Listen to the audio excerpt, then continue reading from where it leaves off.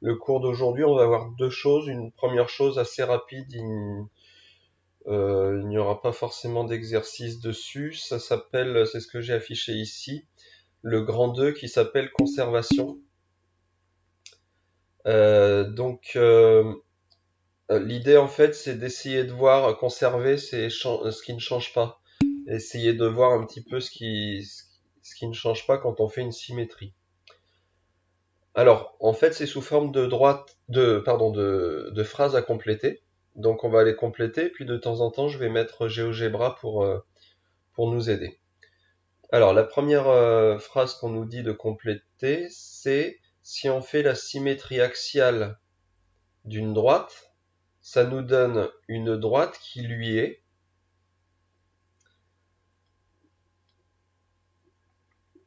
Donc, je vais afficher GeoGebra.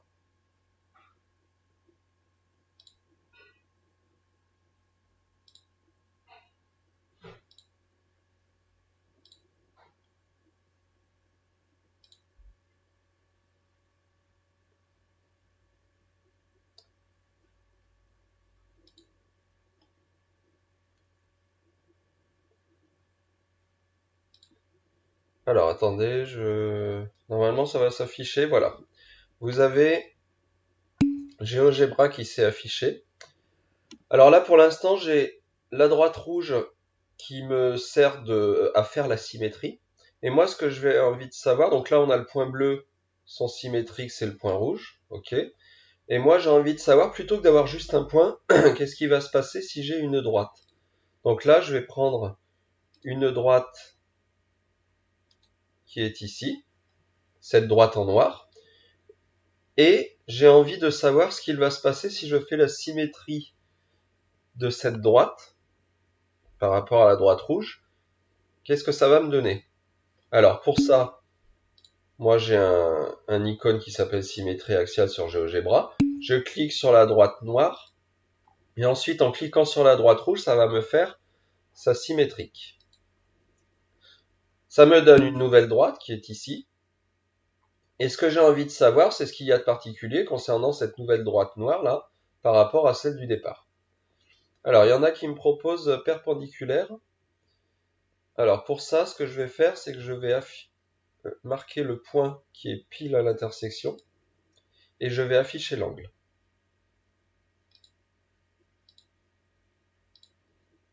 Et là, on me dit que l'angle fait 95,1 degrés. Donc non, ce n'est pas un angle droit. En plus, regardez, on aurait vu que c'était pas perpendiculaire tout de suite, parce que si ma droite, je la modifie, vous voyez que là, les deux droites en noir, elles sont pas du tout perpendiculaires. Non, qu'est-ce que vous remarquez de particulier concernant ces deux droites noires, à votre avis?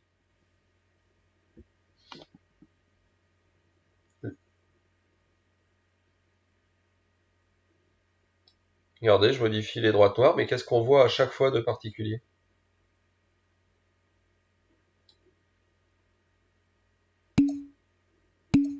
Oui, alors ça se réunit au même point, oui, ça se coupe, on dit avec le langage mathématique.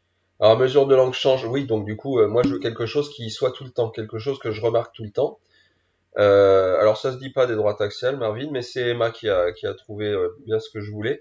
Ce qu'on remarque, c'est que quand on fait une droite, donc la première droite noire que j'ai fait, et quand je fais l'autre droite noire, je m'aperçois qu'elle se coupe, mais en plus elle se coupe aussi avec la droite rouge, avec ce qui nous sert d'axe de symétrie. Donc, je reprends la phrase. Je vais aller assez régulièrement là du cours vers GeoGebra. Donc, il est ici le cours. Il va se réafficher.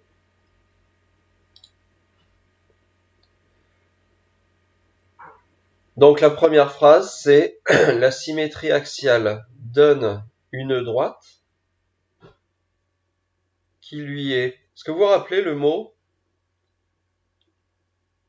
quand des droites se coupent? Quel est le mot qu'on utilise?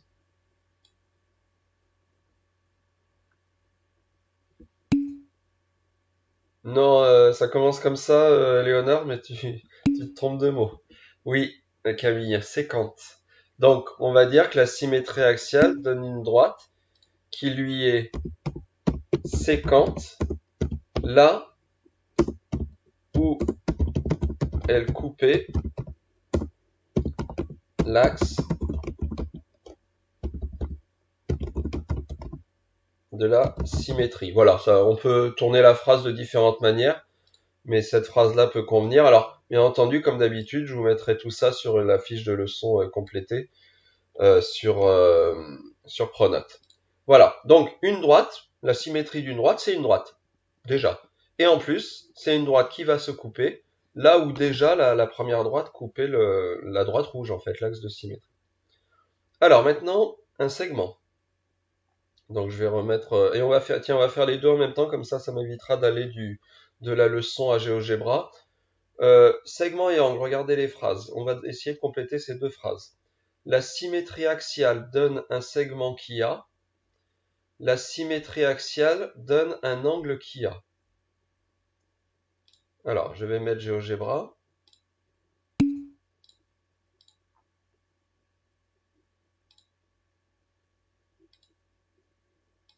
Donc GeoGebra va apparaître, je reviens en arrière. Et là, je vais prendre un segment. Ensuite, je vais faire le symétrique de ce segment. Voilà ce que ça me donne.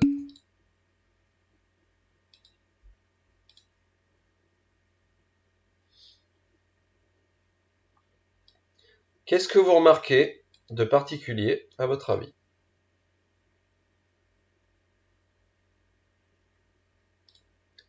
Qu'est-ce qu'on peut remarquer quand on observe ces deux segments? Et on peut remarquer quelque chose de particulier.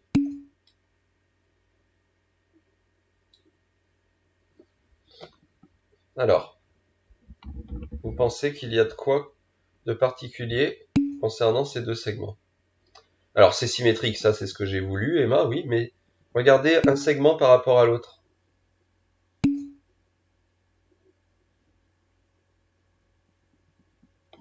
Alors, un segment par rapport à l'autre, pour marquer rien de particulier concernant ces deux segments?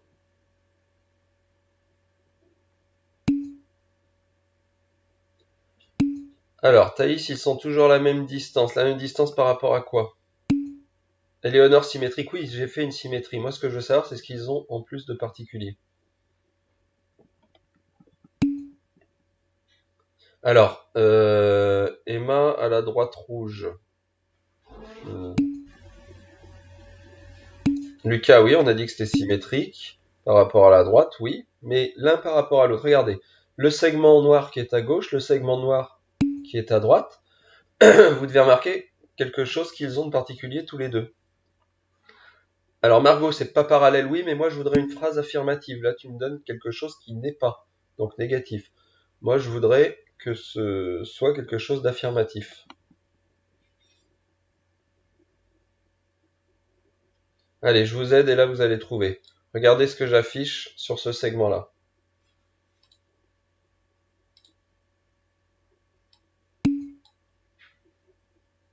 Alors c'est quand non, Margot, là, ça ne se coupe pas. Alors François, la même distance, faut juste me changer un mot. Ok Anna, la même longueur, alors on vérifie. J'affiche la longueur du segment de droite, et en effet, la longueur est la même.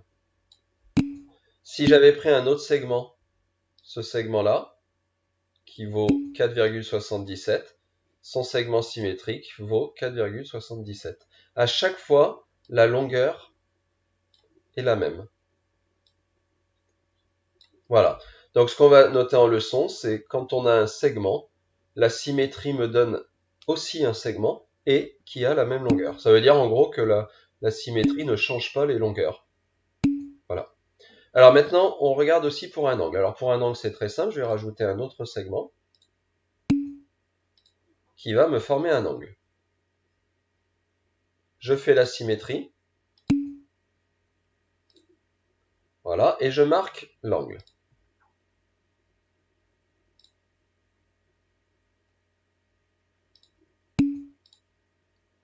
Alors regardez, à gauche j'ai un angle. Par symétrie, j'ai un angle. Melvin, à chaque fois, tu me demandes les fiches, je te dis, je les donnerai au collège, ou sinon, de toute façon, je vous les fais passer par Pronote si au bout d'un moment, tout le monde ne revient pas au collège. Mais les fiches, vous les avez sur Pronote. Donc là, il y a juste à observer. François, pourquoi pas une longueur et pas la même distance? On dit la même longueur pour les segments, on dit la longueur d'un segment. Parce que distance, on dit souvent la distance par rapport à quelque chose. C'est pour ça. Alors, regardez ces deux angles. À votre avis, qu'est-ce qu'ils ont de particulier? L'angle qui est à gauche et l'angle que j'ai obtenu par symétrie. Lila, ils ont les mêmes degrés. Ok, essayez de me le dire autrement, mais ça va être l'idée. En effet, je l'affiche, regardez. Si j'affiche la mesure d'angle de celui-ci, on voit que le nombre de degrés est le même. Qu'est-ce que je peux dire? Ils ont pas le même nombre de degrés, pas les mêmes degrés, mais ils ont... Je vous aide, c'est la même... Ok, Lila, tu t'es corrigé toi-même. Pour les angles, on parle de mesure. Donc, ils ont la même mesure. Ok? Donc, ce qu'on vient de voir là, c'est... Je reprends la fiche de leçon.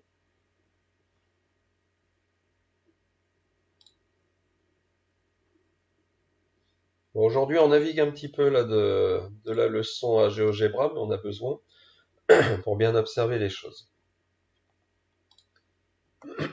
Alors, quelqu'un me complète cette phrase. Le segment. La symétrie axiale donne un segment qui a... Qu'est-ce que je vais compléter?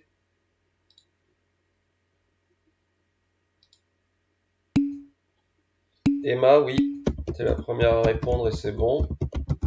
La même longueur. Ensuite, quelqu'un me complète la phrase d'en dessous qui parle de l'angle. Angle. La symétrie axiale donne un angle qui a... Margot et Lila, oui, la même mesure.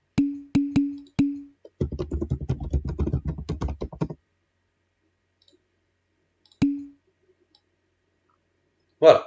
Alors, ce qu'il faut retenir, c'est que quand on fait une symétrie, quand on part d'une longueur ou d'un angle, on sait qu'en faisant la symétrie, la longueur et l'angle seront les mêmes. Voilà. Alors, la ligne d'en dessous, périmètre et R, là, c'est si j'ai une figure. Alors, on en a fait des figures, vous vous rappelez, à un moment donné, on avait un triangle. On faisait son symétrique. Mais ce triangle, il avait un périmètre et il avait une aire. Donc il avait le contour et la surface. À votre avis, le nouveau triangle qu'on avait obtenu? Alors Emma me dit le même périmètre. Oui, alors le même périmètre, j'en suis sûr. Le triangle, il était formé de 3 côtés. Et oui, mais les côtés, c'est des segments. Et on a dit que les segments gardent la même longueur. C'est-à-dire que la nouvelle figure, elle avait les 3 mêmes côtés. Donc le périmètre était le même. Alors maintenant, l'aire, eh bien oui, quand j'ai une figure qui a une certaine surface, quand je fais la symétrie, la nouvelle figure a la même surface. Donc là, la symétrie axiale d'une figure va donner une nouvelle figure qui a le même périmètre et la même aire. Voilà, en gros, tout ce qu'on est en train de compléter veut dire que quand on fait la symétrie, les figures ne changent pas de taille, en fait. Les dimensions restent les mêmes. Ok. Alors maintenant le dernier, je vais retourner sur GeoGebra pour faire ça, regardez. On me dit, mais imaginons que j'ai envie de faire le symétrique d'un cercle. Parce que nous, on a toujours fait des figures où il y avait plusieurs sommets. Guillaume, t'as pas d'autre chose à écrire sur le chat? Sinon, c'est pas la peine d'écrire ou même de venir au cours, ok? Je reprends, vu que j'ai été déconcentré par Guillaume. Pour construire le symétrique d'un cercle, nous jusqu'ici, on a construit le symétrique de figures qui avait plusieurs sommets, ok? On prenait les sommets, on essayait de voir ce qu'ils allaient devenir et on les rejoignait. Mais un cercle, il n'a pas de sommet. Comment on va faire? Alors, je remets GeoGebra pour vous montrer déjà à quoi ressemble le symétrique d'un cercle. Alors je reviens là. Je vais prendre un cercle dont le point bleu est le centre. Maintenant, je vais faire son symétrique.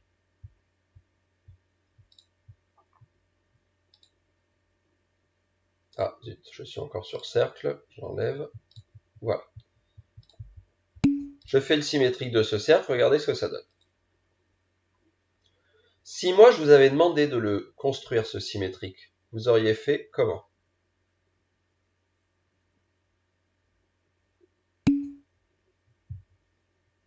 Alors Emma, déjà, bonne remarque, le nouveau cercle a le même rayon que le cercle du départ. Donc le cercle de droite que j'ai obtenu par symétrie, il a le même rayon. Ça veut dire que je sais que je les ferai de la même taille.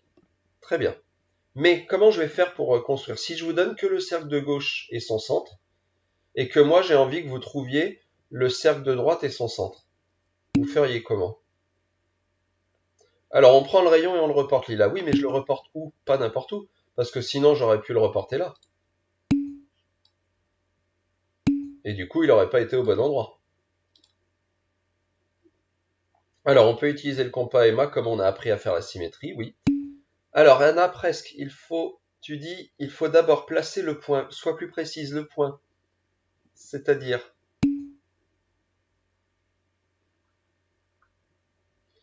alors Margot, calculer la distance entre le centre et l'axe, pourquoi pas, encore plus simple. Le point rouge, Anna, oui, comment il s'appelle? Oui, Liam, merci, le centre. L'idée, en effet, ça va être dans un premier temps de ne pas s'occuper du cercle, mais de s'occuper que de son centre.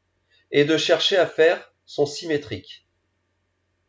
Alors, comment? Tout simplement, avec ce qu'on a appris, regardez, là je le montre juste avec le petit curseur, c'est je prendrai 2 points sur l'axe, je prendrai mon compas en écartant vers le point bleu, je ferai mes arcs de cercle vers le point rouge, ça me donnerait le centre. Et après, comme Emma a dit que le rayon était le même que dans le premier cercle, j'aurais plus qu'à prendre avec mon compas l'écartement qui correspond au premier cercle et tracer le cercle suivant. Et l'idée d'Emma et de Margot là concernant le fait de mesurer du point vers l'axe, non, parce que nous, entre-temps, on a plutôt appris la technique du compas. Donc en fait, quand on a un cercle, on ne s'occupe pas tout de suite du cercle, on s'occupe du centre. On va chercher son symétrique, ça va nous donner le point rouge. Et après, on n'a plus qu'à reprendre l'écartement. Donc je reviens à la leçon.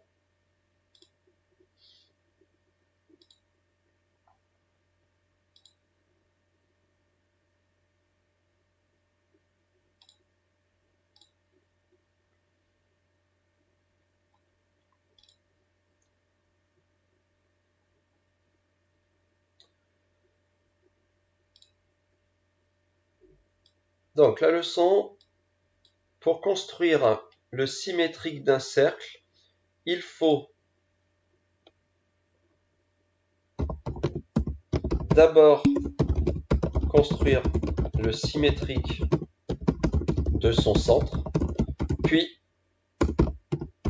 réutiliser le même rayon.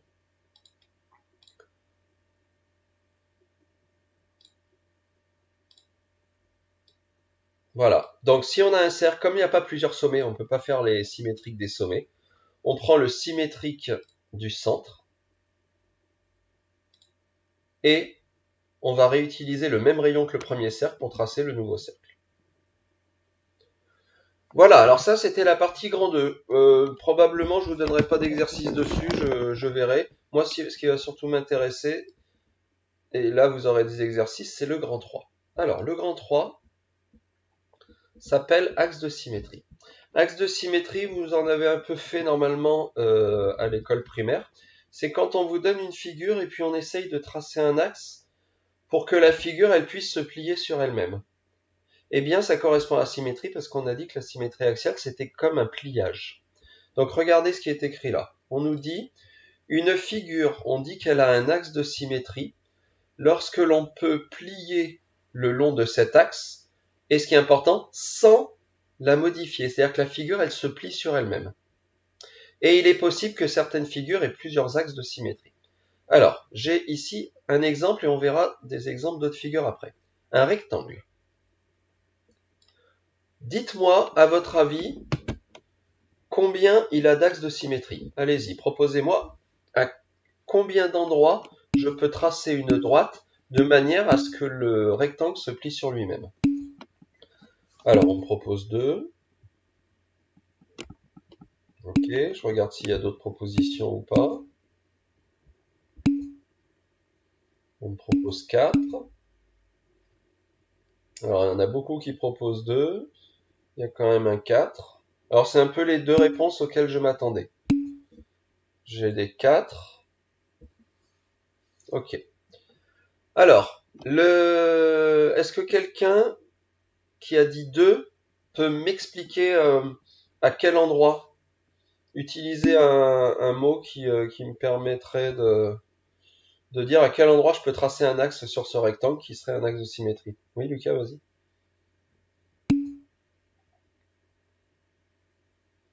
Alors, pas assez précis, Anna, dans la longueur et la largeur. Le dent, j'arrive pas à comprendre. Lucas au milieu. Milieu de quoi? Essaye d'être plus précis. Parce que si tu parles pas du milieu mais du centre, là, bah des axes, je peux en tracer plein. Je peux tracer comme ça, là, ça passe par le centre. Comme ça passe par le centre.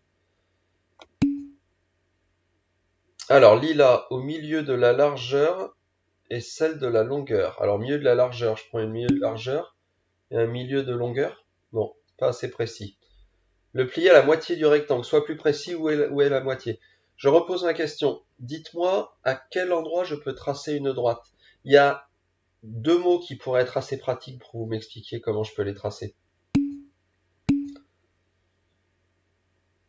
Alors Emma, toi qui proposais 4, tu proposes diagonale, donc déjà là c'est un peu plus clair, diagonale, oui, donc ça fait 2 diagonales. Et longueur et largeur, là c'est pas assez clair. Camille, diagonale, ok. Alors non, il faut pas le plier Lucas, faut imaginer qu'on va le plier, moi ce que je veux savoir c'est où est la droite. Alors Anna, déjà voilà, on est plus précis, perpendiculaire au milieu de la longueur, c'est-à-dire je prends le milieu d'une longueur, je fais une perpendiculaire, ça va faire comme ça. Mais alors regardez mon petit curseur là, je peux utiliser quel mot? Je peux utiliser quel mot ici?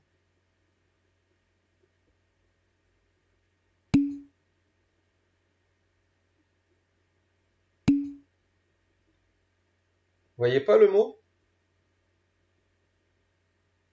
Ça commence par VER.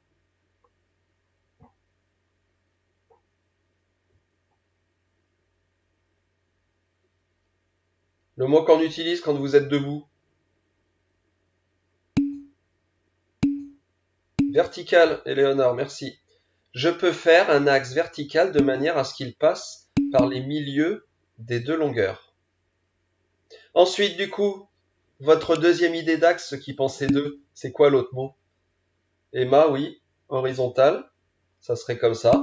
C'est-à-dire que là, ça passerait par le milieu des largeurs. Donc, ceux qui pensaient deux axes, je pense que vous pensiez ceci. Vertical, horizontal. Ensuite, ceux qui pensaient quatre axes, vous rajoutiez en plus les diagonales. Eh bien, moi, je vais pouvoir savoir, avec GeoGebra, regardez. Donc, je remets GeoGebra, et on va voir si ces axes sont bons ou pas. Alors, je vais d'abord montrer l'axe. Attends.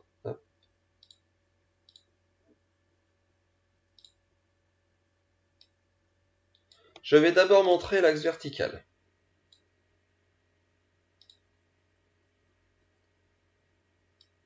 Donc là, je place mon axe dès le départ. Et je vais, en bleu, faire le rectangle. Et en même temps, en rouge, le symétrique va se tracer. Regardez bien, je fais mon rectangle.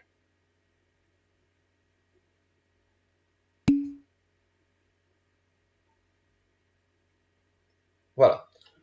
En bleu, j'ai tracé le rectangle. En rouge, le symétrique s'est tracé en même temps. On s'aperçoit que les deux se sont parfaitement superposés.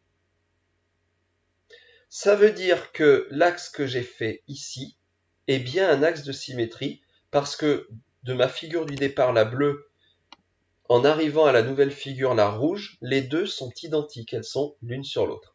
Donc ceux qui pensaient à l'axe vertical, c'est bien. Alors je montre pas, ça marche pareil pour l'axe horizontal. Maintenant, moi ce que je veux voir, c'est, comme vous proposiez 2 axes ou 4 axes, les 2 autres axes que certains pensaient, c'était les diagonales. Zut, j'ai oublié d'enlever.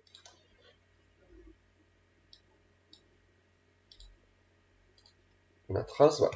Alors, maintenant je vais regarder la diagonale. Si la diagonale fonctionne, ça voudra dire qu'il y a 4 axes, parce que l'autre diagonale, elle fonctionnera aussi. Si la diagonale ne fonctionne pas, ça veut dire qu'il n'y a que 2 axes. Et donc vous allez voir qui avait bon ou pas. Alors je trace en bleu, regardez bien en bleu, je vais faire la figure du rectangle de manière à ce que la droite rouge soit sa diagonale.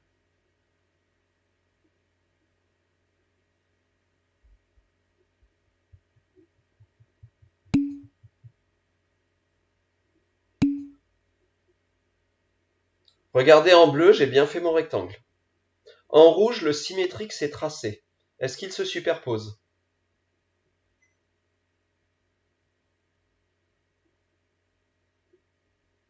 Est-ce que le bleu, non, le bleu et le rouge ne sont pas identiques comme sur mon exemple d'avant.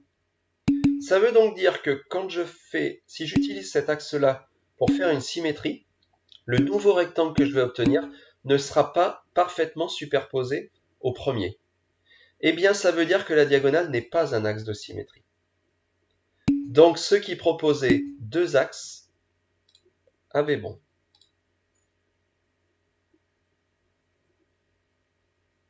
Alors, je reviens à la leçon.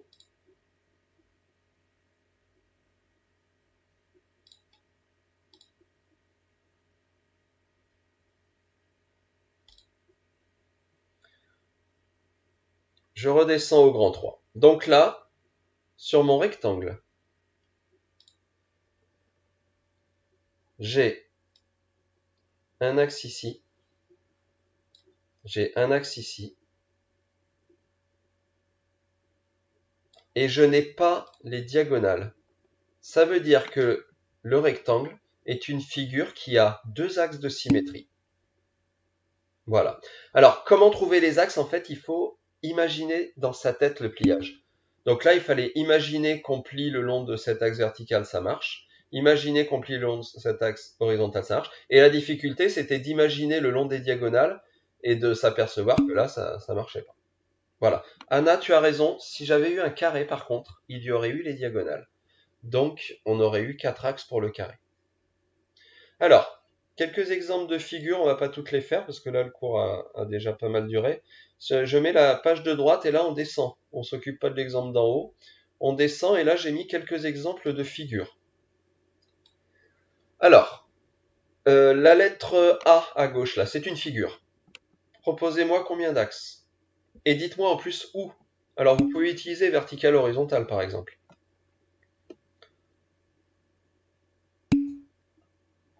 Alors Anna me propose un axe vertical pour le A. Un vertical Lila, un Armand, vertical Emma, un vertical Molly. D'accord, donc vous semblez tous d'accord. Alors je vais faire tracer cet axe vertical. Et là, il faut imaginer, est-ce que la partie de gauche de la figure vient bien se plier sur celle de droite? Ça a l'air d'être le cas. Voilà. Après, horizontalement, ça n'aurait pas été, parce que si je fais un axe horizontal, la partie vers le haut du A serait vers le bas. En fait, le A, il serait la tête en bas. Donc là, ça n'irait pas. Voilà. Alors, ce qu'on fait, moi, je vous demanderai de le faire quand là, vous aurez des exercices comme ça, c'est qu'ensuite, en dessous, on met combien d'axes on a trouvé. Donc là, un axe, et je l'ai tracé en plus. Ok. On passe au N. Combien vous pensez qu'il y a d'axes pour le N? Alors, Emma, vertical, horizontal, diagonale. Ok. Anna, aucun. Armand, aucun axe. Lila, aucun axe. Gabriel, aucun axe, oui. Alors en effet, oui, si certains pensaient qu'il y avait un axe, le N, on n'arrive pas à le plier. On peut même se mettre en diagonale, verticale, horizontale. Il n'y a rien qui se plie. Roman, ces questions, on verra à la fin du cours. Tu reposeras ta question après. Donc là, le N a 0 axe. Le 8. Ah, attendez, j'ai pas écrit. Voilà, 0 axe. Le 8, vous pensez qu'il a combien d'axes? Alors, Lucas, 2. Théa, horizontale et verticale, 2. Lila, 2, verticale, horizontale, 2, 2, 2, 2. Ok. Eh bien, moi, je ne suis pas d'accord. Essayez de voir pourquoi. Est-ce que quelqu'un voit pourquoi ce n'est pas 2? Alors, Emma, 0, non. Molly, 1, oui. Maï, 1, oui. Mais alors, pourquoi on aurait pu croire qu'il y avait 2 et il n'y en a qu'un? Est-ce que quelqu'un peut me l'expliquer? Oui, Éléonore, il y a une partie plus grosse en bas. Si on regarde précisément ce 8, il est formé, bon allez, on va faire simple, de deux petits cercles. On a le cercle d'en haut, qui forme le haut du 8, le cercle d'en bas qui forme le bas du 8. Et si on regarde précisément, on s'aperçoit que le cercle d'en haut, il est un peu plus petit que celui d'en bas. Mais nous, tout à l'heure, on a dit que la symétrie, elle conserve les longueurs. Eh bien, si certains ont pensé à mettre un axe horizontal, le problème, c'est que un cercle petit ne va pas pouvoir se plier sur un cercle plus grand. Il y avait donc un petit piège, il faut souvent être assez précis en regardant. Donc là, il n'y avait qu'un seul axe, qui était l'axe vertical.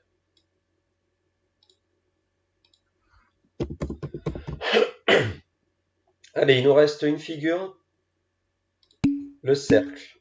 Est-ce que quelqu'un peut me dire combien il y a d'axes pour le cercle? Alors, je regarde, il y a déjà qui ont répondu.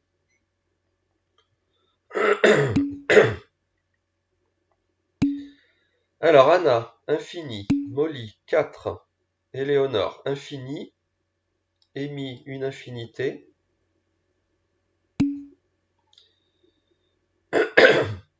Lila, tous les diamètres. Donc, normalement, il y en a un nombre infini.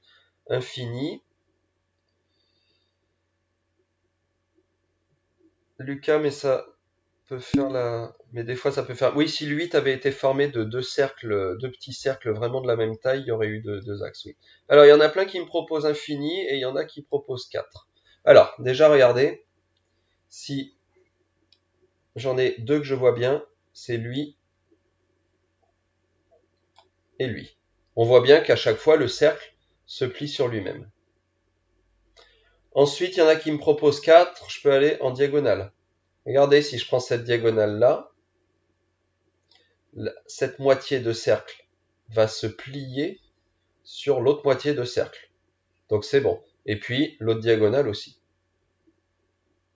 Maintenant, ceux qui pensent infini, et Lila a même donné une réponse un peu plus précise, elle a dit tous les diamètres. C'est-à-dire qu'un diamètre, vous vous rappelez, c'est que je traverse le cercle. Alors là, je le prolonge le diamètre pour dépasser le cercle, mais le diamètre, c'est que je traverse le cercle en passant par le centre. Regardez ce diamètre que j'ai fait là.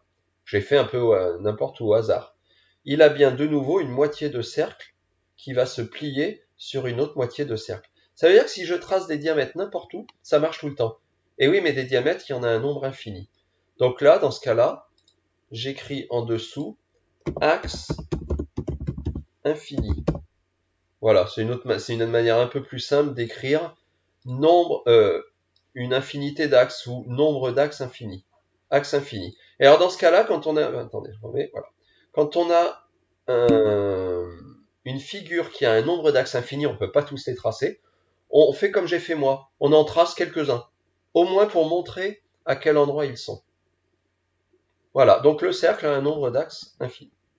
Bon voilà. On aurait pu voir d'autres exemples, mais je vais pas. On a déjà fait pas mal de temps là-dessus. Vous aurez des exemples ressemblant à ça. Si vous avez des exemples comme ceci, c'est-à-dire, je vous donne des figures, je vous demande combien il y a d'axes, vous devez à la fois faire ce que j'ai fait, c'est-à-dire les tracer, et marquer en dessous combien il y a d'axes. Voilà. Après, oui, certains voient les figures d'en dessous, on peut les regarder, mais juste oralement. Le roi, la carte du roi de pique n'a aucun axe. À la base, c'est un rectangle, donc on pourrait avoir deux axes. Mais il n'y est pas. L'as de cœur, il y a un piège. Il n'a pas d'axe. On pourrait penser qu'il y a l'axe vertical parce que le cœur du milieu se coupe bien en deux. Si je fais l'axe vertical. Les petits cœurs, là, viennent bien se couper. Le problème du 1, c'est que le 1, il a une toute petite barre qui empêche l'axe vertical. La troisième figure, elle a pas d'axe, c'est comme si c'était une feuille avec un coin corné. Le problème, c'est qu'il faudrait un autre coin corné quelque part. Donc ça ne marche pas. Et la figure de droite, à votre avis, elle a combien d'axes? Oui, un axe qui est horizontal. Si je fais l'axe horizontal, ça se plie bien. Voilà. Allez, on s'arrête là pour le cours d'aujourd'hui. Donc vous aurez quelques exercices liés à ça. Donc c'est pas des figures que vous faites, en fait, c'est des figures qu'on va vous donner. Et vous venez dire combien il y a d'axes.